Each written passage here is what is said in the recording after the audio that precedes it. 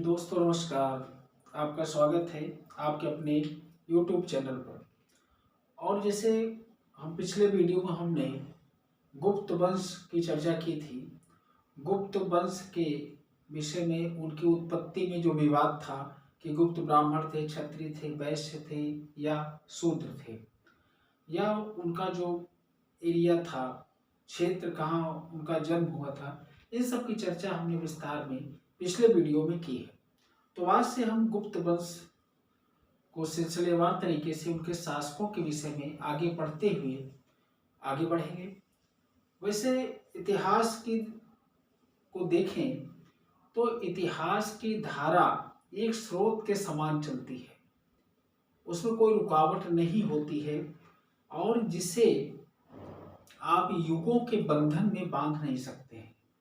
जैसे कोई पानी की धारा है, वो लगातार बहती जा रही है और कई शताब्दियों से बह रहा हो, तो इसी तरह इतिहास की धारा एक स्रोत के समान है, उसे युगों में बांधा नहीं जा सकता। लेकिन पठन पाठन की सुविधा के दृष्टिकोण से, कालक्रम के दृष्टिकोण से, शासकों के क्रियाकलापों के दृष्टिकोण से उसको सेगमेंट वाइज इतिहास में विभाजित किया गया है। और दोस्तों दूसरी बात अगर करें तो दूसरी बात में इतिहास केवल राजाओं की जय पराजय का लेखा जोखा नहीं होता कि इतिहास में केवल आप शासक की जय और पराजय यानी उसके जीत और हार का ही लेखा जोखा नहीं होता, और उसके द्वारा किए गए शासन पद्धति और खासकर समाज, धर्म, संस्कृति, अर्थव्यवस्था और प्रजा के प्रति उसके द्वारा किए गए कल्याणकारी कार्यों के विषय का संपूर्ण नॉलेज ही इतिहास है। तो इतिहास में मात्र आप किसी शासक का जय पराजय पढ़ के ही संपूर्ण रूप में इतिहास को नहीं जान सकते हैं। तो हम जो भी पढ़ेंगे, पहले शासकों का जो पृष्ठभूमि पढ़ेंगे, भूमिका, उपलब्धियां और मूल्यांकन करेंगे। फिर बाद में गुप्त शासकों की शासन प्रणाली, उनकी धार्मिक प्रणाली, उनकी सांस्कृतिक प्रणाली और उन्होंने तत्कालीन समय में जो भी भारतवर्ष की एकता, अखंडता और यहाँ की कला और संस्कृति को बनाए रखने में अपना योगदान किया, उसको हम सब देख पाएंगे। आइए स्टार्ट करते हैं। आज गुप्त वंश का वह शासक जिसे संस्थापक शासक माना जाता है। हालांकि आप देखें इसके पूर्व दो शासक आपको मिलेंगे। श्रीगुप्त, जिसे गुप्त वंश का क्या कहा जाता है, संस्थापक, गुप्त वंश का संस्थापक, और ये माना जाता है कि इन्होंने गुप्त वंश की स्थापना की थी। फिर इनके नीचे इनका पुत्र घटोत्कच शासक बनता है और घटोत्कच के बाद चंद्रगुप्त प्रथम शासक बनता है। चंद्रगुप्त प्रथम के बाद आप देखेंगे समुद्रगुप्त, महान शासक गुप्तवंशी। फिर आप देखेंगे चंद्रगुप्त द्वितीय, विक्रमादित्य। तो ऐसे जितने भी शासक पढ़ते जाएंगे, इस श्रृंखला आप थोड़ी से समझाया आपको कि हमें इन शासकों को पढ़ना है और आगे तक स्कंदगुप्त तक का हम संपूर्ण रूप से गुप्तवंशी शासकों का इतिहास जानेंगे। गुप्त वंश का संस्थापक श्री गुप्त को माना जाता है और चूंकि ये प्रारंभिक शासक थे और ये कुषाणों, मुरुंडों, शकों, ऐसा इतिहासकार मानते हैं कि ये क्या थे, उनके सामंत थे। और आप देखेंगे कि श्रीगुप्त और घटोत्कच दोनों ने महाराज की उपाधि धारण की है। महाराज की उपाधि, साधारण उपाधि, और ये उपाधि आप देखेंगे गुप्त काल जब आगे पढ़ेंगे तो इस गुप्त काल में जो महाराज उपाधि थी ये सामंतों की होती थी, शासकों की उपाधि यह नहीं थी। तो इस उपाधि से भी सूचित होता है कि ये साधारण शासक रहे होंगे।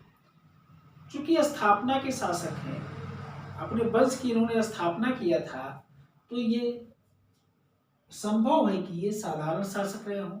इसलिए इतिहास में चंद्रगुप्त प्रथम को वास्तविक संस्थापक माना जाता है। वास्तविक संस्थापक माना जाता है। क्यों? क्योंकि चंद्रगुप्त प्रथम ने महाराजाधिराज की उपाधि को धारण किया था। यह उपाधि स्वयमेव यह अभिव्यक्त करती है, यह बताती है कि चंद्रगुप्त प्रथम अपने पूर्वजों श्रीगुप्त और घटोत्कच से ज्यादा शक्तिशाली शासक था, तभी उसने महाराजाधिराज की उपाधि को धारण किया। इसलिए इतिहासकारों ने इसे वास्तविक संस्थापक की संज्ञा से नवाजा है। तो श्रीगुप्त और घटोत्कच के बाद चंद्रगुप्त प्रथम गुप्त वंश की राजगद्दी पर सिंहासनारूढ़ होता है, आसीन होता है, गद्दी पर बैठता है। अब जब चंद्रगुप्त प्रथम गद्दी पर बैठता है तो उसके सामने जो चुनौतियां हैं, किसी भी शासक के सामने जो प्रारंभिक चुनौतियां होती हैं वो होती हैं उसके साम्राज्य विस्तार की, साम्राज्य को एक विस्तारित अवस्था में लाने की, और उस साम्राज्य को, उस राज्य को अन्य बाह्य शक्तियों से सुरक्षित रखने की। तो ऐसे ही परिस्थितियां, ऐसी ही सर्कमस्टांसेस उपलब्ध थी किसके समय? चंद्रगुप्त प्रथम के समय। तो इन सेगमेंट के माध्यम से हम चंद्रगुप्त प्रथम को देखेंगे। हालांकि चंद्रगुप्त प्रथम समुद्रगुप्त और चंद्रगुप्त द्वितीय जैसा इतना इनका विस्तार और तमाम चीजें नहीं मिलती अभिलेख और साक्ष्यों के आधार पर, लेकिन जो भी इतिहास में इनके विषय में मिलता है उसकी चर्चा हम करने वाले हैं।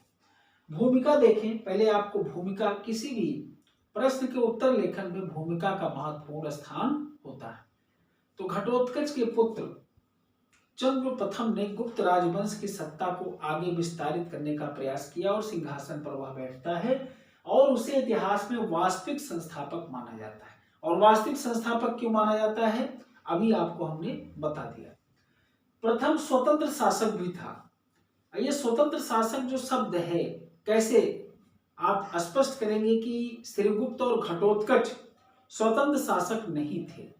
उनकी उपाधियां बताती हैं कि महाराज जो है सामंती सूचक उपाधि है, जबकि महाराजाधिराज जो है ये क्या है? स्वतंत्र सत्ता की द्योतक है। कि कोई शासक जो अपनी स्वतंत्रता की घोषणा करेगा या उस स्वतंत्र राज्य की स्थापना करेगा या स्वतंत्र राज्य का उत्तराधिकारी होगा तो महाराजाधिराज, राजाधिराज की उपाधि धारण करता था। तो इन्होंने चूंकि महाराजाधिराज की उपाधि धारण किया, इसलिए प्रथम गुप्त वंशी स्वतंत्र शासक था। द्वितीय मागध साम्राज्य का संस्थापक इतिहासकार हेमचंद राय चौधरी ने चंद्रगुप्त प्रथम को द्वितीय मगध साम्राज्य का संस्थापक माना है। अब आपके मन में एक कौतूहल हो रहा होगा, एक जिज्ञासा उठी होगी कि द्वितीय मगध साम्राज्य का संस्थापक था तो प्रथम कौन था? तो आपने हर्यक वंश को पढ़ा होगा। हर्यक वंश के संस्थापक बिंबिसार वो मगध साम्राज्य का प्रथम संस्थापक माना जाता है। और मगध के राइज में, मगध के उत्कर्ष में हमने बताया था कि जहां वहां की आर्थिक, सामाजिक, राजनीतिक, सांस्कृतिक अवस्थाएं जिम्मेदार थी, तो साथ ही साथ वहां के महत्वाकांक्षी और साम्राज्यवादी सोच के शासक, हर्यक वंशी शासकों का भी अमूल योगदान था। तो इसीलिए इसको द्वितीय मगध साम्राज्य का संस्थापक माना जाता है।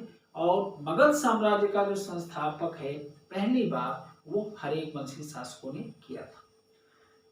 पाटलिपुत्र को इसने किया राजधानी बनाया। पाटलिपुत्र को जो पहचान हर्यक वंशी शासकों ने दी थी उसको फिर उन्होंने क्या किया? आगे बढ़ाया। और क्या भूमिका में आप सोच सकते हैं कि एक लंबे अंतराल के बाद, मौर्य राज्य के पतन के बाद, मौर्य साम्राज्य के केंद्रीकरण का एक प्रतीक माना जाता था। एक जटिल नौकरशाही थी उनके पास और केंद्र का निचले स्तर तक डायरेक्ट हस्तक्षेप था।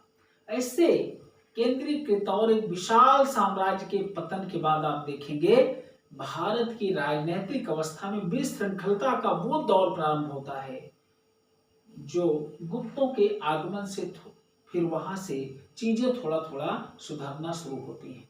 और गुप्तों के आगमन से, गुप्त वंश की स्थापना से उन छोटे छोटे राज्यों पर लगाम लगती है। आप आगे के शासकों में देखेंगे, समुद्रगुप्त, चंद्रगुप्त द्वितीय, स्कंदगुप्त में तब आप देख पाएंगे कि किस तरह से अपनी समकालीन शक्तियों के साथ उन्होंने सामंजस्य स्थापित करके गुप्त राजवंश को तो विस्तारित और प्रचारित किया ही किया, उसको स्थायित्व प्रदान किया, साथ ही भारत में राजनीतिक एकता, पॉलिटिकल इंटीग्रेशन का भी काम किया। तो ये इनकी भूमिका है। अब अगर हम देखें चंद्रगुप्त प्रथम की उपलब्धियां, क्योंकि चंद्रगुप्त प्रथम की उपलब्धियां जो साहित्यिक साक्ष्य हमारे पास उपलब्ध हैं या आर्कोलॉजिकल या पुरातात्विक साक्ष्य हैं, उनके आधार पर ही हम इनका विश्लेषण कर सकते हैं। तो उपलब्धियों में पहला था इनका कि इनके समय में गुप्त लिच्छवी संधि होती है, गुप्तों और लिच्छवियों के मध्य संधि हुई। और जैसे आपको पता है कि लिच्छवी जो है ये महाजन पद काल से ही, या यूं कहें उसी समय से ही ये लिच्छवी गणराज्य हुआ करता था और एक शक्तिशाली गणराज्य था। तो संभव है कि यह गणराज्य चंद्रगुप्त प्रथम के स्थापना के समय भी शक्तिशाली रहा हो। तो एक नवोदित साम्राज्य को स्थापित करने में, एक नए साम्राज्य की स्थापना में जो भी शासक होता है उसका पहला दायित्व तो होता है कि वह अपने साम्राज्य को मजबूती प्रदान करे और तत्कालीन जो सामरिक महत्वपूर्ण शक्तियां हैं, जो भी तत्कालीन सामरिक राज्य हैं, जो उसके बगल का पड़ोसी राज्य है, उससे क्या करे, या तो हमला करके उस पर आधिपत्य स्थापित करे, या तो मैत्री संबंध स्थापित करे, या अपने संबंधों को आधार पर। आपने इसका उदाहरण हरेवंशी शासकों से देखा था कि किस तरह बिंबिसार ने, फिर बाद में अजातशत्रु ने वैवाहिक संबंधों की नीतियों के माध्यम से अपने साम्राज्य को स्थायित्व प्रदान करने, मजबूती प्रदान करने और बाह्य शक्तियों के सापेक्ष मजबूत दिखाने के लिए उन्होंने वैवाहिक संबंध की स्थापना की। दुनिया में और भी उदाहरण आप देखें, यूरोप में चाहे बोर्बो वंश का इतिहास उठा के देखेंगे तो वहां भी इतिहास वैवाहिक संबंधों के आधार पर राज्यों की आधारशिला को मजबूत करने के प्रयास वहां भी दिखाई पड़ते हैं। तो यहां भी आप देखेंगे कि चंद्रगुप्त प्रथम चूंकि उतने संसाधन नहीं थे, उतनी बड़ी इनके पास सेना नहीं थी, इन्होंने भी जो कि तत्कालीन लिच्छवी शक्ति थे उनसे वैवाहिक संबंध स्थापित किए और इस वैवाहिक संबंधों की स्थापना के आधार पर इनको प्राप्त क्या हुआ, वो लिच्छवी गणराज्य प्राप्त हुआ। और बाद में कहते हैं नेपाल वाला जो एरिया था जहां लिच्छवियों का था उसको भी प्राप्त हुआ। हालांकि बहुत बाद में समुद्रगुप्त के समय उस पर आधिपत्य किया गया। लेकिन लिच्छवी पर एक और चीजें हैं कि जो लिच्छवी गणराज्य था, चूंकि वहां सोने की खान थी, खनन के लिए प्रसिद्ध था, तो एक एस्पेक्ट, एक दृष्टिकोण शासक का यह भी हो सकता था कि अगर इस राज्य से हम डायरेक्ट यानी प्रत्यक्ष युद्ध में ना लड़के वैवाहिक संबंधों की नीतियों का पालन करके इसको अपना मित्र बना के इसके संसाधनों पर अपना अधिकार जमा सकें। और वास्तव में भारतीय परंपराओं में आप जाएंगे तो यहाँ कोई अपनी कन्या का विवाह किसी व्यक्ति के साथ या राजा के साथ करता है तो दहेज में कुछ न कुछ अपना देता है, डाउरी, जिसे आज डाउरी कहा जाता है, दहेज कहा जाता है। तो ये भी हो सकता है लालसा नहीं हो, इतिहासकारों का मत हो, वहां के खान खनिज और आर्थिक संसाधनों पर व्यापारिक दृष्टिकोण से मजबूत तंत्र था, तो इसलिए भी हो सकता है। कुल मिला के जो भी उद्देश्य रहा हो, गुप्त लिच्छवी संधि होती है और संधि क्या थी, वैवाहिक संधि होती है और कुमार देवी से इनका विवाह होता है। अब इसका जो प्रमाण है, आप अगर इसका प्रमाण देखें कहां से मिलता है, तो जो स्वर्ण सिक्के इन्होंने जारी किया था, चंद्रगुप्त कुमार देवी प्रकार का सिक्का जारी किया था, राजा रानी प्रकार का सिक्का जिसे कहा गया, विवाह प्रकार का सिक्का भी उसका नाम दिया गया, चंद्रगुप्त कुमार देवी प्रकार, विवाह प्रकार, राजा रानी प्रकार, इस प्रकार के इन्होंने स्वर्ण सिक्के जारी किए, जिन सिक्कों के पट और चिट भाग पर राजा और रानी की आकृति उत्कीर्ण की गई। प्रयाग प्रशस्ति, जो समुद्रगुप्त की प्रयाग प्रशस्ति है, उससे भी पता चलता है। और प्रयाग प्रशस्ति में समुद्रगुप्त अपने को लिच्छवी दौहित्र कहता है, लिच्छवी दौहित्र कहता है, यानी अपने को लिच्छवियों के वंश से जोड़ता है, क्योंकि उसकी माता लिच्छवी वंशी कन्या थी। तो इससे भी पता चलता है कि लिच्छवियों से चंद्रगुप्त प्रथम का वैवाहिक संबंध था, कोई संबंध अवश्य था। और प्रयाग प्रशस्ति गुप्त वंश के इतिहास को जानने का एक प्रामाणिक स्रोत भी माना जाता है। और अगर देखें अभिलेख में तो गया ताम्रपत्र अभिलेख से पता चलता है, भीतरी का जो प्रस्तर लेख है वहां से भी पता चलता है। और कुछ इतिहासकार हैं जो गुप्तों और लिच्छवियों के मध्य वैवाहिक संबंधों को समर्थन देते हैं अपना, उसमें आयंगर महोदय हैं, आरसी मजूमदार हैं, एएस आलतेकर महोदय हैं। ये क्या कहते हैं, लिच्छवी और गुप्तों के मध्य जो वैवाहिक संबंध हुआ था उसे राजनैतिक विवाह की संज्ञा देते हैं, पॉलिटिकल मैरिज।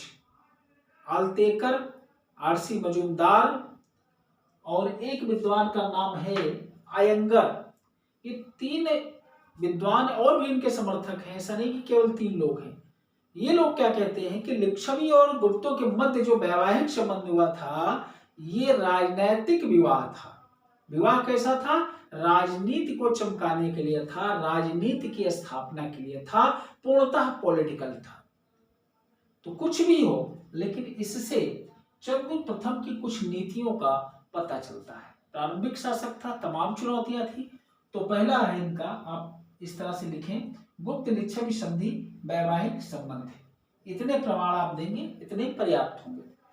दूसरी उपलब्धियां देखें तो गुप्तकालीन मुद्रा का प्रवर्तक, जो गुप्तकालीन मुद्रा खासकर स्वर्ण मुद्रा है उसका प्रथम प्रवर्तक अगर कोई माना जाता है तो माना जाता है चंद्रगुप्त प्रथम को, क्योंकि इनके काल से ही स्वर्ण सिक्कों का प्रचलन प्रारंभ होता है।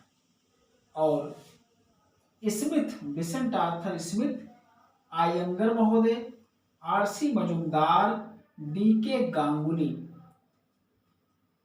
इन सब का मत है कि इसने क्या किया था, स्वर्ण मुद्रा जारी किया था। इसमें मतभेद है विद्वानों में, जहां आयंगर, मजूमदार और गांगुली, डीके गांगुली, ये मानते हैं कि जो स्वर्ण मुद्रा का था इसका प्रवर्तन सर्वप्रथम किसने किया था, चंद्रगुप्त प्रथम ने। ये इसकी उपलब्धि को मानते हैं, लेकिन ये इसके उलट कुछ इतिहासकार जैसे एलन, गोयल और डीसी सरकार, एलन, गोयल और डीसी सरकार, ये 3 इतिहास क्या कहते हैं कि इस स्वर्ण मुद्रा का प्रचलन समुद्रगुप्त ने अपने माता और पिता को सम्मान प्रदर्शित करने के लिए करवाया था। लेकिन भारतीय परंपराओं में अगर देखा जाए तो पुत्र द्वारा पिता और माता के विवाह या मैरिज को सेलिब्रेट करने का या उसका उत्सव मनाने का कोई प्रमाण नहीं मिलता है। तो इतिहासकारों में मतभेद है, लेकिन आपको इतिहासकारों के ही आधार पर अपनी बात करनी है जब तक नया शोध नहीं आ जाता। तो दूसरी उपलब्धि में आप दिखा सकते हैं गुप्तकालीन मुद्रा का प्रथम प्रवर्तक था स्वर्ण मुद्रा का, जहां स्मिथ, आयंगर और मजूमदार, गांगुली मानते हैं कि चंद्रगुप्त प्रथम ने इसका प्रचलन करवाया, इसलिए इसकी उपलब्धि में जोड़ते हैं। वहीं एलन, गोयल और डीसी सरकार, एलन महोदय, गोयल और डीसी सरकार मानते हैं कि यह स्वर्ण मुद्रा समुद्रगुप्त का है। ठीक है, 2 पॉइंट क्लियर इसकी उपलब्धियों में। तीसरी उपलब्धि अगर देखें, गुप्त संवत का प्रवर्तक मानते हैं इसको। जो गुप्त संवत है 319 20 कहीं नहीं मिलेगा, तो इसका प्रवर्तक माना जाता है किसको, चंद्रगुप्त प्रथम को। यह इसकी उपलब्धि है। और इसके प्रबल समर्थक माने जाते हैं फ्लीट महोदय। फ्लीट महोदय मानते हैं कि 319-20 जो ये गुप्त संवत है इसका संस्थापक, इसका आविष्कारक वो था चंद्रगुप्त प्रथम। अलबरूनी, इनके कथन को शक्ति मिलती है अरबी यात्री अल-बरूनी के कथन से, क्योंकि अल-बरूनी कहता है शक और गुप्त संवत में 241 वर्ष का अंतर है। कितने वर्ष का अंतर है? 241। अब दोस्तों 241 में आप शक संवत कितना होता है? 78 ईस्वी है। 241 में 78 जोड़िए, कितना आ गया? 319। तो अल-बरूनी का कथन भी सिद्ध करता है, चूंकि अल-बरूनी की रचना काफी बाद की है और बाह्य यात्री था, संभव है बिना लाग लपेट के उसने अपना विवरण दिया हो। तो इन दो आधारों पर चंद्रगुप्त प्रथम को गुप्त संवत का प्रवर्तक माना जाता है और बहुत बड़ा ऐतिहासिक या हिस्टोरिकल काम मान सकते हैं। और इसका प्रथम प्रयोग अगर देखेंगे साक्ष्य के रूप में, तो मथुरा का जो अभिलेख है, उस मथुरा अभिलेख में गुप्त संवत का प्रथम प्रयोग किया गया है। सॉरी। तो इस तरह से चंद्रगुप्त प्रथम की उपलब्धियों के नाम गुप्त संवत का इसे प्रथम प्रवर्तक भी माना जाता है। बहुत सरल और सहज भाषा में संक्षिप्त करके आप चंद्रगुप्त प्रथम की उपलब्धियों को लिख सकते हैं। जब आपके पॉइंट दिमाग में पॉइंट्स रहेंगे तो इनका विस्तार आराम से करिए, और जो भी ये लेखक, इतिहासकार, विद्वान, समर्थन, उनका नाम जरूर लिखना है। ठीक है। तो ये था 3 उपलब्धियां: गुप्त निक्षेप वैवाहिक संबंध, गुप्तकालीन मुद्रा का प्रवर्तक, गुप्त संवत का प्रवर्तक। ठीक है। इसमें फ्लीट को याद रखना है, अल-बरूनी को याद रखना है, और प्रथम प्रयोग इसका हुआ था मथुरा अभिलेख में, जो इसका एक आर्कियोलॉजिकल महत्वपूर्ण एविडेंस है।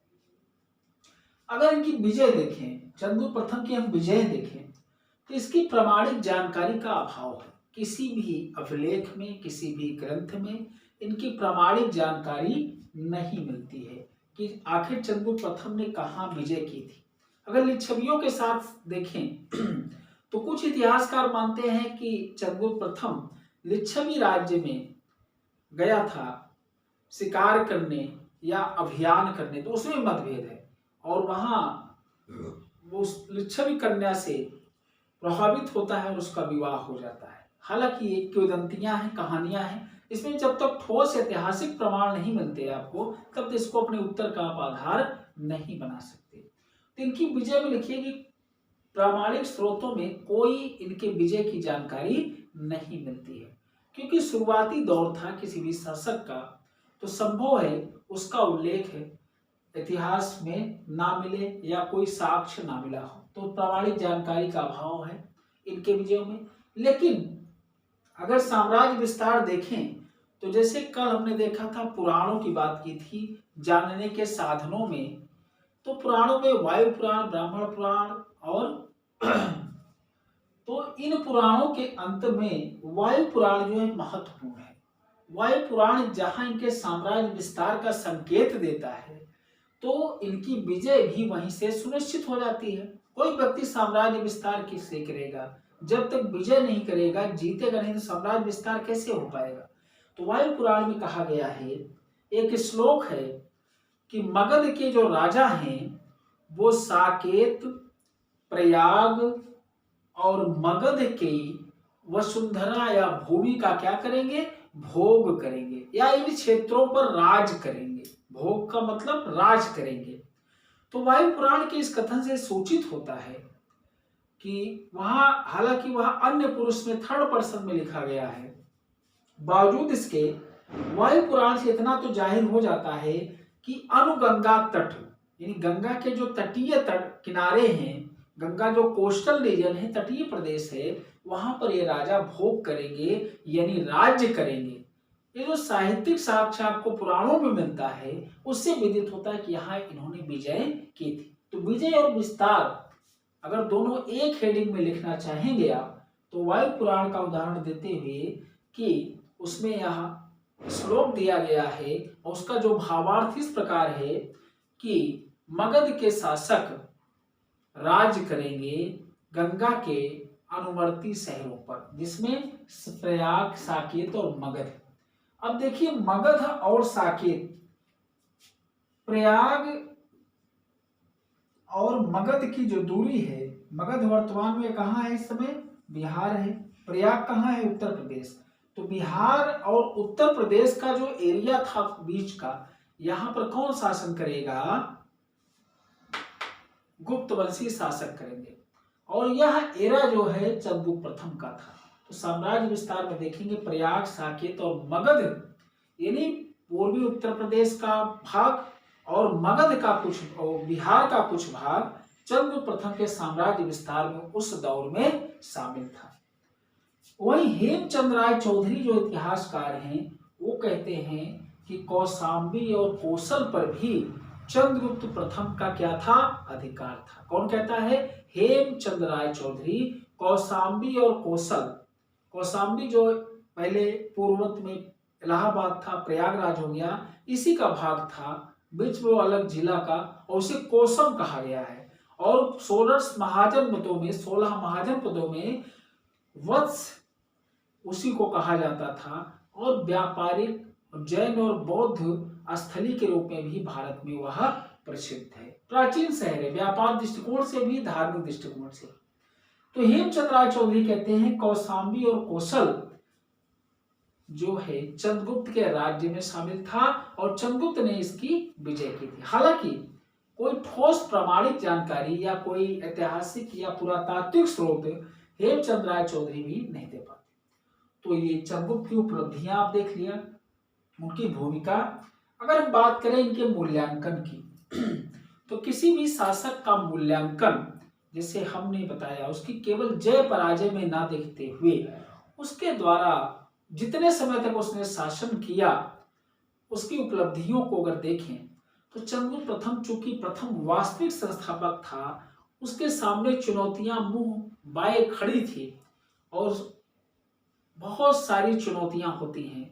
एक आपको शासन प्रबंध भी स्थापना करना है, नवोदित राज्य में कोई पहले उदाहरण नहीं उसके पास, तो एक शासन प्रणाली की स्थापना करना, शासन तंत्र की स्थापना करना, अधिकारियों की नियुक्ति करना, साथ ही अपने साम्राज्य के विस्तार को करना और उस विस्तार को बाह्य शक्तियों से बचाए रखना, ये तमाम चुनौतियां थी। ऐसी चुनौतियों का सामना करते हुए ये नवोदित साम्राज्य का जो मालिक चंद्रगुप्त प्रथम था, इसने कुशलता पूर्वक शासन किया। और अपने राज्य में जब इसके हम शासन प्रबंध को पढ़ेंगे तो जो जो उपाय इसने सामाजिक, आर्थिक, राजनीतिक या प्रजा के कल्याण के लिए, उसकी भी चर्चा करेंगे। तो मूल्यांकन में देखिए कि नवोदित साम्राज्य का सिंहासनारूढ़ शासक चंद्रगुप्त प्रथम ने तमाम चैलेंजेस का सामना करते हुए अपने राज्य को स्थायित्व प्रदान करने के लिए, साम्राज्य विस्तार के लिए और अपनी उपलब्धियों के लिए, चाहे वह वैवाहिक संबंधों के माध्यम से हो और आर्थिक दशा सुधारने के लिए, चाहे वो सिक्कों का प्रयोग हो, क्योंकि इसके समय स्वर्ण सिक्कों का प्रथम प्रयोग आपको दिखाई पड़ेगा। और सिक्के आपको पता है कि आर्थिक लेन देन के प्रमुख माध्यम हुआ करते थे। आज नोटों का चलन है, पहले नोटों का प्रचलन नहीं था। तो ऐसी स्थिति में आर्थिक दृष्टिकोण से भी सिक्कों का प्रवर्तन, और जिसने गुप्त संवत की स्थापना करके अपने वंश के इतिहास को अमरता प्रदान कर दी। और जहां श्रीगुप्त ने एक राजवंश की स्थापना की थी, गुप्त वंश की, वही चंद्रगुप्त प्रथम ने एक साम्राज्य के रूप में उसका प्रचार और प्रसार किया और एक ऐसी आधारशिला का निर्माण किया कि जिन पर आने वाले शासकों ने एक बहुमंजिला मजबूत महल बनाने का काम किया। और गुप्त साम्राज्य का इतिहास में अगर प्रारंभिक कोई स्थान दिया तो वह था चंद्रगुप्त प्रथम और उसका योगदान। और यह कहना समीचीन होगा कि वास्तव में चंद्रगुप्त प्रथम, जैसे उसे प्रथम वास्तविक संस्थापक माना जाता है, उसने अपने औचित्य को, अपने सिंहासन पर बैठने के औचित्य को उसने कुशलता पूर्वक सिद्ध किया। इस तरह से चंद्रगुप्त प्रथम के किसी भी प्रकार का उत्तर आए आप उसको लिखने में सक्षम होंगे। और विभिन्न प्रतियोगी परीक्षाओं के साथ साथ अकादमिक स्तर की परीक्षाएं, सिविल सर्विसेज में भी अगर चंद्रगुप्त की उपलब्धियां पूछा जाए तो इन्हीं पॉइंट को इरेज करते हुए, इन्हीं पॉइंट को उठाते हुए आप अपने तथ्यों को अपने शब्दों को इन प्रमाणों के आधार पर प्रमाणित करते हुए उत्तर लेखन कर सकते हैं। तो नेक्स्ट वीडियो में हम अगले शासक को देखेंगे, समुद्रगुप्त को। और यह सेगमेंट आपको कैसा लग रहा है, आप अपने कमेंट माध्यम से अवश्य हमें सूचित करें। Thank you.